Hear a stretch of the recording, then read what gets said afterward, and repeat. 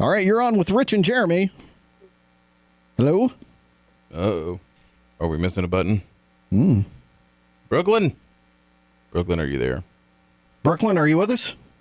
Hi, yes. Oh, Hey, it's technical difficulties. Sorry about that. Uh-oh, what happened? I don't know, though. I'm a moron. I didn't push. Rich I didn't didn't push hit the button, right? I didn't push a button. Oh, jeez. Brooklyn, I'm sure that's not the first time that a guy hasn't pushed the right button for you. Tell you what. Oh, well, hey-oh. It's early in the morning. What are you going to do? Welcome, welcome into the program. We are joined on the Chaturbate Hotline with a star of stage and screen, supermodel, and new mom, Brooklyn Decker. Welcome into the program, Brooklyn. Thank you. Thank you guys for having me. I really appreciate it. It's a big honor for us. Yeah. Congrats. Yeah, congrats on the youngin'. How old is he now?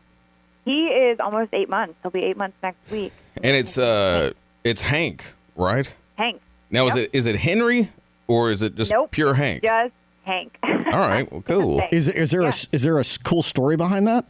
There's no story at all. Actually, we should make a story. No, we wanted like a little grandpa name for him, and we wanted something that felt strong, but was a little. It's unusual, but not at all. You know, like it's such a normal name, but you don't hear really kids named Hank anymore these days. So I love it. We chose Hank. Thank you. That's awesome. That's fantastic. He lives in Texas, so it's very fitting. I know. Yeah, King of the When I think Hank, I think of King of the Hill. I'm a huge fan. That's exactly right. Yeah.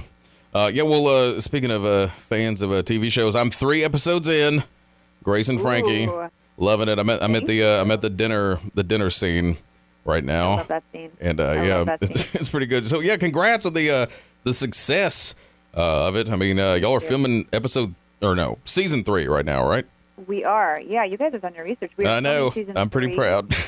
Well done. Thank you. Yeah, it's really caught on with people. We didn't know if it was going to resonate with people. It's such an unusual concept. It hasn't really been done before. Not to mention, it's a show on Netflix, and our cast, our 4 leads: Sam Waterston, Jane Fonda, Lily Tomlin, and Martin Sheen. They typically, that's not really the age demographic that's using Netflix. So we didn't really know how it was going to be received, and people are loving it. So we are so lucky and so fortunate to have that happen. And yeah, we're shooting season 3, and season 2 just came out May 6th. So, Brooklyn, now look, you have really launched into your film career. How is that? I mean, you're watching these icons. I mean, the 4 names you just mentioned, that's got to be on somebody's Mount Rushmore for best actors and actresses. I completely agree with you. Yes, it's terrifying. It's funny because like as an actor, you're supposed to be, when you're on set, you're supposed to be like, oh yeah, I'm cool. We're all co-workers. This is no big deal. I am terrified every single day. I'm in awe of these people, and they've become friends because now we're shooting for 3 years on the show. But it doesn't take away from the fact that I look up to them so much, and I'm such a fan of all of them that it's really difficult to kind of separate your own sort of inner starstruck fan and being a coworker of theirs. Right. It's really a pleasure working with them. Now tell me about Ethan Embry, because my wife had a big crush on the guy. It caused a lot of problems early on, back 15 or so years ago. I couldn't stay. I mean, he was good. Can't hardly wait. He was awesome, but he was just so adorable. And but just tell me some horrible things about him so I can kind of repair a few things. Let's see. He's way too tall. He's way too tall. And Really? he's so good looking that it's really annoying, Right. I know. His charm is just nauseating. I know. See, it's all in the face. Hey, Ethan. I don't he's think so charming. It's annoying. I don't think you're helping matters, Brooklyn. Yeah, baby. She said he was so annoyingly charming. She said you love him too much. So stick with me. Yeah, it's just a problem. Gotcha. It's really distracting. All right. It's so wonderful. It's distracting. So you can tell your wife all of that. It's really a drag working. Right. He's horrible. Okay, right. Good. All right. Now we're in Auburn, Alabama, which is we're in right smack dab in the middle of SEC country. So we are football people. You live in the Austin, Texas, so you're familiar with the world of college football, and I understand that you're a tremendous football fan yourself of the Carolina Panthers. How did that happen? Panther fan. Yeah. I grew up in North Carolina.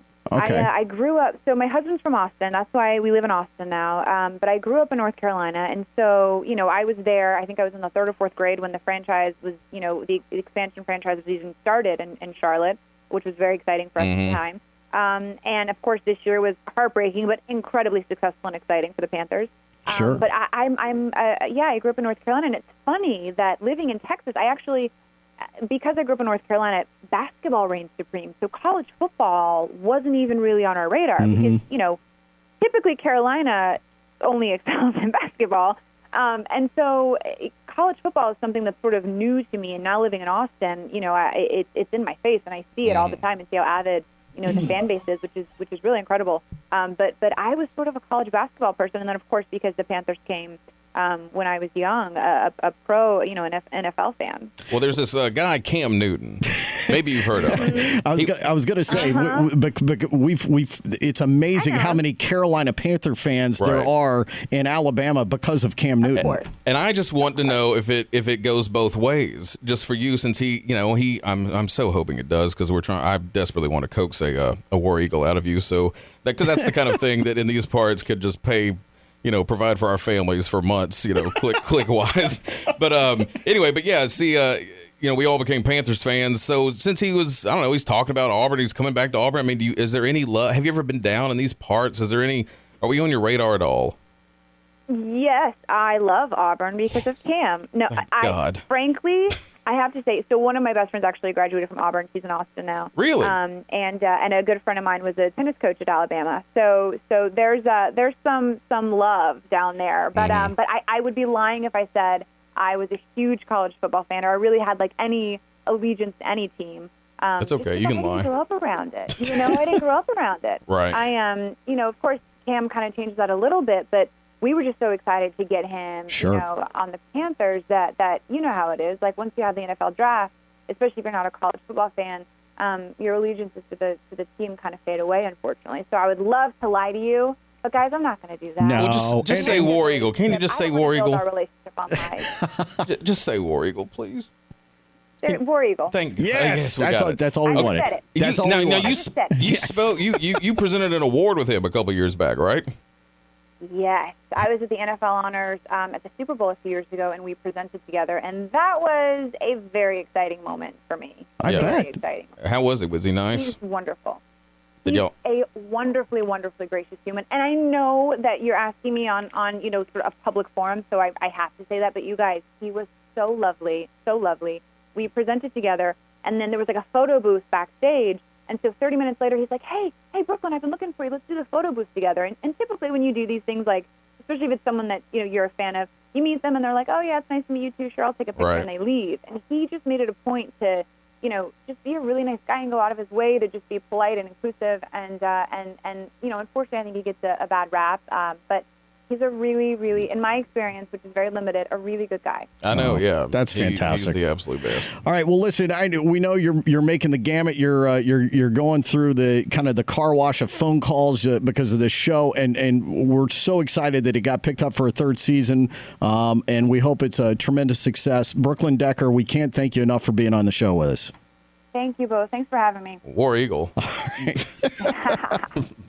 Thanks, Brooklyn. All right, Brooklyn Decker, folks.